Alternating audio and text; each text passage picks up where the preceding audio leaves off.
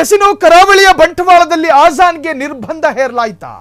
ಅನಧಿಕೃತವಾಗಿ ಆಜಾನ್ ಮೊಳಗಿದೆ ಎಂಬ ಆರೋಪ, ಪರವಾನಗಿ ಪಡೆಯದೆ ಧ್ವನಿವರ್ಧಕ ಬಳಕೆ ಆರೋಪ, ನಿಗದಿಗಿಂತ ಹೆಚ್ಚಿದ ಧ್ವನಿ ಹೊರಹೊಮ್ಮಿದ ಆರೋಪಕ್ಕೆ ಸಂಬಂಧಪಟ್ಟ ಹಾಗೆ ಒಂದು ಬ್ರೇಕಿಂಗ್ ಲಭ್ಯವಾಗಿದೆ. ಅನಧಿಕೃತವಾಗಿ ಆಜಾನ್ ಮೊಳಗಿದೆ ಎಂಬ ಆರೋಪ,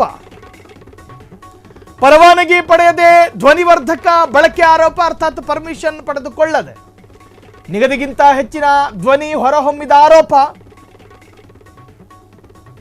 ಆಜಾನ್ ಶಬ್ದದಿಂದ ಸ್ಥಳೀಯರಿಗೆ ಕಿರಿಕಿರಿ ಆಗ್ತಿರುವ ಬಗ್ಗೆ ಆರೋಪ. ಬಂಟ್ವಾಳ ಗ್ರಾಮಾಂತರ ಪೊಲೀಸರಿಂದ ಪ್ರಕರಣ ದಾಖಲಾಗಿದೆ.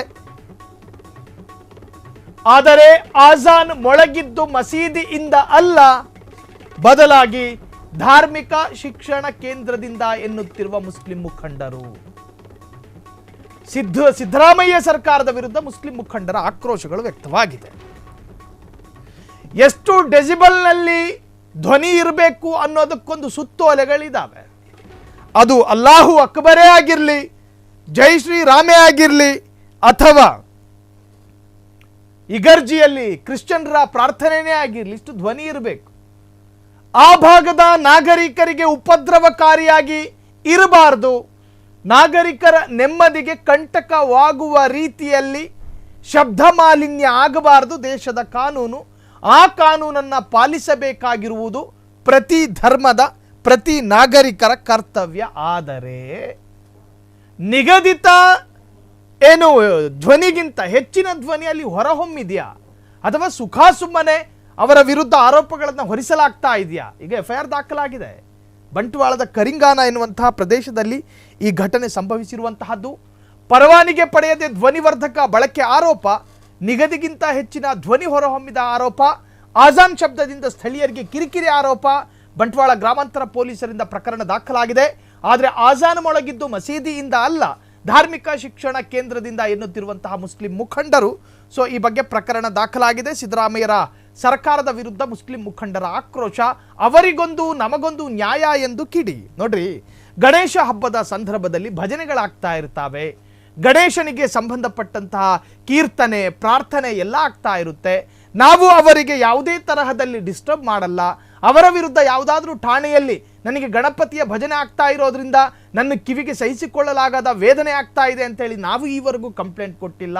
ಆದರೆ ನಮ್ಮ ಆಜಾನ್ ಕೂಗು ಅವರ ಕಿವಿಗೆ ಬಿದ್ದ ತಕ್ಷಣ ಇದರಿಂದ ನಮಗೆ ಸಂಕಟ ಆಗ್ತಾ ಇದೆ, ನನಗೆ ವಿರಹ ವೇದನೆ ಆಗ್ತಾ ಇದೆ ಅಂತ ಹೇಳಿ ಕಂಪ್ಲೇಂಟ್ ಕೊಡ್ತಾರೆ. ಇದು ಯಾವ ತರಹದ ನ್ಯಾಯ? ಸಿದ್ದರಾಮಯ್ಯ ಸರ್ಕಾರದವರೇ ಅಥವಾ ಸಿದ್ದರಾಮಯ್ಯರ ಸರ್ಕಾರವೇ? ಅವರಿಗೊಂದು ನಮಗೊಂದು ಈ ತರಹದ ತಾರತಮ್ಯ ಬೇಡ ಅಂತೇಳಿ ಆ ಭಾಗದ ಮುಸ್ಲಿಂ ಮುಖಂಡರು ಕೂಡ ಆಕ್ರೋಶವನ್ನು ವ್ಯಕ್ತಪಡಿಸ್ತಾ ಇದ್ದಾರೆ. ಜೊತೆಗೆ ಕರಿಂಗಾನದಲ್ಲಿ, ನನಗನ್ಸುತ್ತೆ ಬಂಟ್ವಾಳದ ಕರಿಂಗಾನದಲ್ಲಿ ಮಸೀದಿಯಿಂದ ಈ ಆಜಾನ್ ಮೊಳಗಿರೋದಲ್ಲ, ಅಧಿಕೃತವಾಗಿ ಮಸೀದಿಯಿಂದ ಮೊಳಗೋದ್ರಲ್ಲಿ ಯಾವ ತಪ್ಪು ಇಲ್ಲ. ಜೊತೆಗೆ ಒಂದು ನಿಶ್ಚಿತವಾದಂತಹ ಏನು ಡೆಸಿಬಲ್ ಇದ್ದಾವೆ, ಆ ಡೆಸಿಬಲ್ಗಿಂತ ಕೆಳಗೂ ಇರಬಾರ್ದು, ಮೇಲೂ ಇರಬಾರ್ದು. ಹಾಗೇನಾದ್ರು ಇದ್ರೆ ಅದು ತೊಂದರೆ ಆಗುತ್ತೆ, ಕಾನೂನು ನಿಯಮದ ಉಲ್ಲಂಘನೆ ಆಗುತ್ತೆ. ಸೊ ಇದಕ್ಕೆ ಸಂಬಂಧಪಟ್ಟ ಹಾಗೆ ಆ ಕಮಿಟಿಯವರಿಗೆ ನಾವು ಪ್ರಯತ್ನ ಮಾಡ್ತಾ ಇದ್ದೀವಿ ರಿಯಾಕ್ಟ್ ತೆಗೆದುಕೊಳ್ಳೋದಕ್ಕೆ.